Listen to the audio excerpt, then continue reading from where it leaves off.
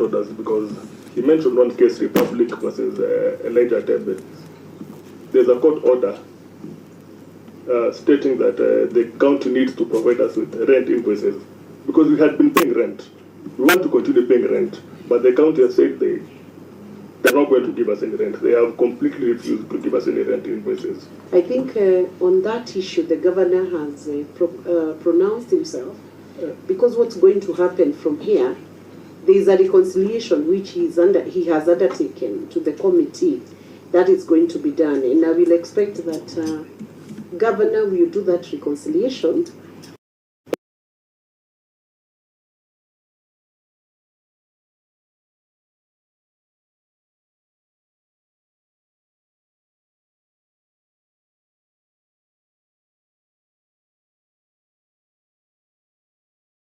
Ordinary residents who may not have offices that they can use to push a bit of muscle into occupation of homes. So look into it and reconcile, and don't treat bad manners in a kind way. If they picked those houses, if they occupied them wrongly, after reconciliation, just get them out. You're the governor. Get them out and reinstate the tenants. I think so. Chair, I still have a proposal. Now that this matter is before the Senate, and has been now is also been good for you, Governor. You have taken stock of your governance. You have also communicated to your tenants. In this particular, situation, I thought for us to be able to make a report, which goes to the floor of the House, I thought some concessions here will go a long way to building a goodwill and information between your tenants and also information to the public. Could we then also fix a date with you when we are going to come back with a clearer report on what has happened? Like in the case of Atembe, he says in each one of them, in the case of Atembe, he said he has fully paid, yet he's under threat of eviction. Others have already been evicted. I told you I'm aware of the children of Mrs. Onimbo, who is deceased. And they are the ones who live there alone. But if they can't pay, how do we keep it? That's why you talked about the social bit. And that's why I'm also coming to the... we reconcile, because if you access case by case and then make sure also we have something positive about this, about the vulnerables, because that's what I'm looking at, so that justice can be seen to have been done, and now that these people have come to before us, that we conclude this matter well, such that even the court cases can be withdrawn against the county, which are also very expensive, in a good way, and also to form a precedence for dealings in future, so that your people know, don't evict wrongly. And please also give us a report on the interested case, but where your officers are specifically interested. And finally, some of those houses are really in bad condition. They're very old. They're not paying. That's why. How do we repay it and you're not paying? So we agree rent must be paid, but can we have some things flashed out, and then we can have another date with you when we can come and know what happened case to case, because there are also some of these people who are saying they're paid, like the case of Mr. Atembe, who is here.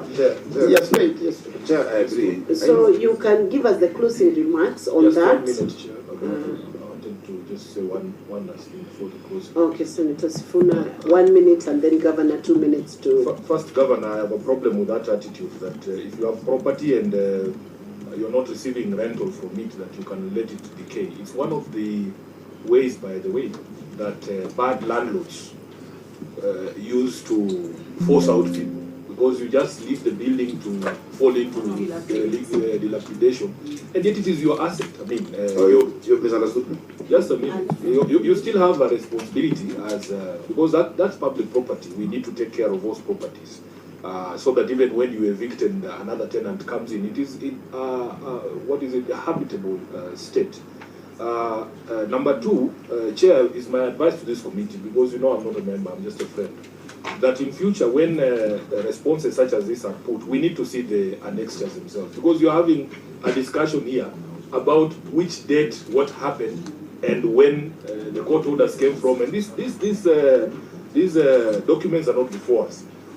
The governor should be required, when you say there was a meeting, for instance, of a committee to even show you the minutes of that meeting, so that we understand that what he is telling us is actually the truth, so that we don't have this exchange like we're having between a tenant who says that they are fully paid up. And because the county is the custodian of all the records regarding this asset, you should insist on those rent account statements. In fact, in your final decision, Chair, let us insist that in a certain period of time, when he is expected to give back a report to this house, there has to be those statements for these houses to demonstrate to us, because we have had these conversations with our governor sometimes, and even we find that the tenants are actually telling us something that is not factual, you know, and they agree and they say, yes, you know, I will deal. It is only possible for us to go through that process when we have official records and documents. So all these responses here that have referenced meetings, have referenced account statements and so on and so forth, I would insist, Chair, that yes, annexures be presented before us, and the same to the petitioners, you know, because even for them, they have documents. It's showing me a memo here that the committee has not seen, so that if the governor is the one telling us, giving us misleading information, you are able to take a decision. And finally, too, as a way of AOB, Governor, maybe you can just mention, because he was before another committee of, I think, lands, on an issue regarding the land that was occupied by the Single Mother Association, just for the benefit of the people of Nairobi, whether the survey that you had said would happen happened. Thank you, Chair. I don't know whether that should be within our mandate, but we could entertain, especially because of the single mothers, and I'm the chair of the WASA. That's the only basis on which I'll entertain that land for the single mothers. But Governor, as you respond, I also note on your response, and that's why it's good to send the response early, so the committee can analyze and can also seek for further clarifications. The response is not signed. Who owns this response? Who owns this report? Is it you? Can you sign it so that it can be admissible to the committee? It should always be